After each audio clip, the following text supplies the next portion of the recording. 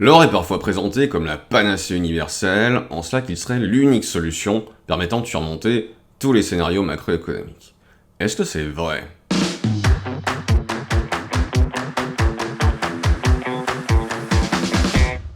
Dans cette vidéo, on va voir comment le cours de l'or réagit à la tectonique monétaire, pour reprendre l'expression de Ronald Stoffer et Mark Walek. On va commencer avec un environnement monétaire qui nous a été familier pendant des siècles avant de disparaître des radars pour des raisons évidentes, j'ai nommé la déflation.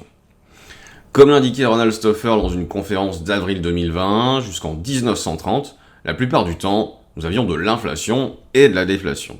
Ça changeait assez souvent. 43% du temps, nous avions affaire à un environnement déflationniste. Puis ça a changé.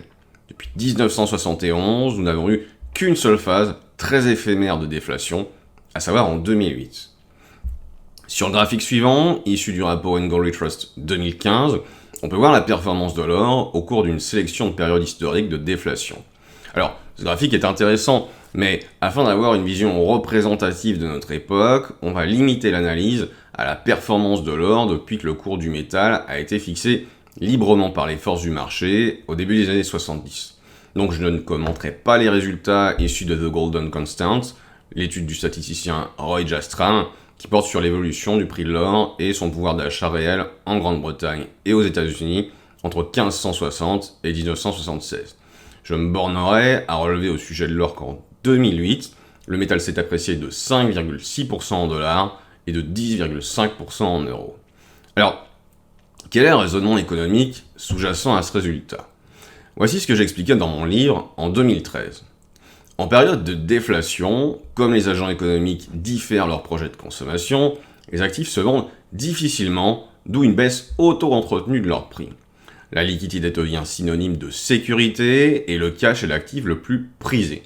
La pyramide inversée d'Exter met en évidence que dans un contexte déflationniste, l'attractivité des diverses classes d'actifs est fonction de leur liquidité, donc de leur sécurité. Par opposition au petit commerce ou à l'immobilier qui sont très difficilement vendables dans un contexte déflationniste, l'or constituerait le meilleur placement du fait de son caractère liquide. L'or serait l'actif numéro 1 dans cette situation, car contrairement au cash, sa valeur ne s'éroderait pas dans l'hypothèse où les banques centrales décideraient de combattre la déflation par la planche à billets. Par conséquent, du fait de son caractère liquide, l'or figure en très bonne position pour faire face aux conséquences négatives engendrées par une conjoncture déflationniste. Voilà, je maintiens cette analyse. Alors, maintenant qu'on a dit ça, il faut s'interroger sur la probabilité du retour de la déflation. À mon avis, un scénario de ce type est exclu à court et à moyen terme. La raison est assez évidente. La déflation est un environnement économique qui a quasiment disparu des radars depuis que le monde a recommencé à empiler de la dette à tout va. Avec un taux d'endettement élevé, voire très élevé, au sein de chacune des 4 grandes catégories d'agents économiques au niveau mondial, la déflation ne peut pas être tolérée. Pour reprendre une formule de Stoffer et Walek, c'est un scénario d'horreur qui doit être évité quoi qu'il en coûte. Et oui, car une inflation en baisse jusqu'à devenir négative, cela est certes appréciable du point de vue du consommateur, avec des prix à la consommation qui plongent, mais c'est la catastrophe du point de vue de l'État, avec des recettes fiscales en baisse sur les particuliers et les entreprises, une augmentation de la dette publique en termes réels et un renchérissement du service de la dette, et un système bancaire fragilisé, puisque les entreprises non financières se trouvent minées par le ralentissement de l'activité et par répercussion par des salariés eux aussi précarisés. Voilà pourquoi du point de vue des gouvernements, la déflation n'est même pas tolérable en rêve. Alors, attention, comme le dit Jim Rogers, que je cite, il pourrait bien y avoir un effondrement déflationniste plus tard, mais avant que cela ne soit le cas, le gouvernement imprimera de l'argent jusqu'à ce que le monde soit à court d'arbres. Comme c'est sur cette voie que se sont lancées les autorités publiques plus ou moins partout dans le monde, je vous propose de nous pencher à présent sur le lien qui unit le cours de l'or et l'inflation. L'or protège de l'inflation. Voilà typiquement le genre de sujet vis-à-vis duquel il semble y avoir unanimité. Et pourtant, lorsqu'on analyse la question en détail, on ne peut qu'y apporter une réponse de Normand. En fait, ça dépend. Ça dépend du lieu, donc de la devise dans laquelle on exprime le cours de l'or, mais également de l'époque. Autrement dit, il n'y a pas de vérité universelle et intemporelle à ce sujet. Alors, Historiquement, est-ce que l'or protège de l'inflation en France? Je vous propose tout d'abord d'envisager la performance de l'or vis-à-vis de l'inflation dans notre pays depuis 1971, afin d'avoir une vision représentative de l'époque dans laquelle nous vivons. Grâce aux données regroupées par Tirang Van Huang dans sa thèse de doctorat publiée en 2010, je sais qu'en septembre 1971, l'once d'or cotait 235 francs, soit 35,82 euros.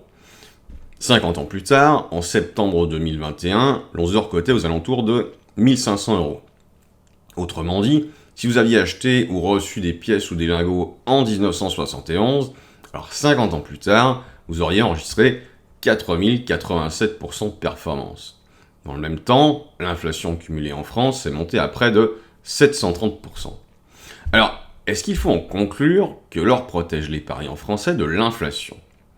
Ce serait là, à mon avis, une réaction bien hâtive. En effet, comme je l'ai souligné dans cette vidéo, tous les calculs de performance sont dépendants du point d'entrée et du point de sortie. Or, notre exemple est biaisé en faveur de l'or, puisque le point de départ de notre analyse n'est autre que la racine du marché haussier des années 70. En effet, j'aurais alternativement pu vous présenter ce graphique de l'IEIF, qui montre que sur la période 2010-2015, on a bien eu une inflation positive, mais un cours de l'or qui a performé négativement. D'où la question suivante, est-ce vraiment de l'inflation que l'or protège? Eh bien, pas exactement. Dans mon livre, j'ai résumé l'analyse de Huang dans les termes que voici. L'or n'a été rentable sur le marché français que durant les périodes d'instabilité et de crise, 1973-1982 et depuis 2005. Ces résultats mènent Huang à conclure qu'il n'y a aucune relation significative, à court terme ou à long terme, entre le cours de l'or physique et l'indice des prix à la consommation en France sur la période 1950-2009. A l'inverse de l'or coté à Londres ou à New York, l'or coté à Paris ne permet pas aux investisseurs français de se protéger contre l'inflation. D'autre part, le pouvoir d'achat des placements en or en France est négatif la plupart du temps.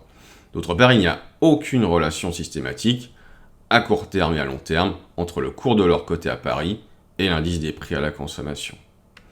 En France, le métal jaune ne constitue donc une couverture efficace que durant les périodes de crise ou d'instabilité. Durant les autres périodes, l'or ne joue pas un rôle protecteur contre l'inflation, défini comme l'augmentation des prix à la consommation. En somme, le cours de l'or concentre sa performance durant certaines périodes pour décroître le reste du temps. Or, comme nous avons derrière nous la hausse spectaculaire accumulée par le cours de l'once depuis 2005, eh bien ça nous donne l'impression que le métal protège de l'inflation sur le très long terme. Mais on oublie un peu vite que pour en arriver là, l'once a dû traverser le désert des années 80 et les années 90, durant lequel le métal a vu son cours s'effondrer alors que l'économie française faisait bien l'objet d'une inflation positive. Voilà qui détonne vis-à-vis de ce qu'on peut lire dans les journaux, n'est-ce pas? Alors, est-ce à dire pour autant que l'inflation n'a aucun impact sur le cours de l'or? Pas du tout. Comme on voit sur ce graphique du Conseil mondial de l'or, sur la période janvier 71-décembre 2020, l'or a en moyenne enregistré une performance nominale d'un peu moins de 7% durant les années où l'inflation était inférieure à 3%. C'est déjà pas mal, me direz-vous.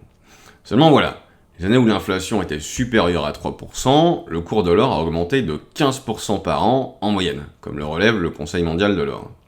Il apparaît donc de ce point de vue que l'environnement qui réussit le moins à l'or est celui d'une économie boucle d'or, comme on dit, c'est-à-dire une économie ni trop chaude, sans quoi elle créerait une inflation élevée, ni trop froide, sans quoi elle se dirigerait vers une récession.